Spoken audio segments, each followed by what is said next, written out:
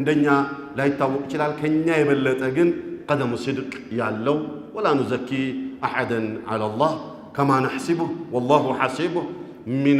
الدعاة الصالحين كدغاغ دعاتوች ከሚለፉ የሐቅ ዱዓቶች ከምንላቸው አንዱ ነው ኢዘን ይሄ ወንድማችን አሁን ያለበት ሁኔታ የናንተን እጅ ከጀለ አላሁ المستعان ይሄ አሳሳቢ ነው አይመጣም ነበር የኢትዮጵያ ሙስሊሞች በእንተባበር አይመጣም ነበር በጣት የሚቆጠሩ ኡስታዞችና ዱዓቶችን አገጫጭተን ተባብረን አንዱን የሆነ ስራ ሌላውን የሆነ ስራ ላይ ብናውለው ኖሮ ችግር ሲፈጠር በራሱ ጊዜ ይወጣው ነበር ግን አልሆነምና ወንድማችንን በዚህ ጀማዓ በቤተል ጀማዓ ላይ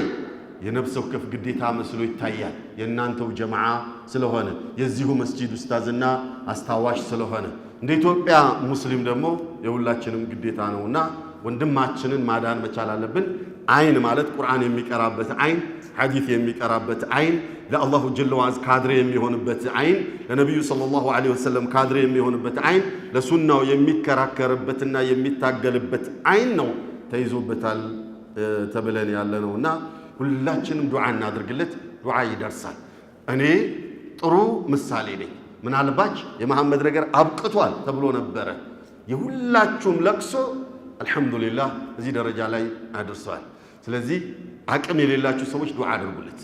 ያፊያ ለባስ አላህ ያልብሰው አይኑን አፊያ አላህ አድርግለት አቅም ያላችሁ ሰዎች ደግሞ አትሰስቱበት ሰለላሁ ዐላ ነብይና ሙሐመድ ወዐላ አሊሂ ወሰህቢሂ አጅማኢን ወኢያክ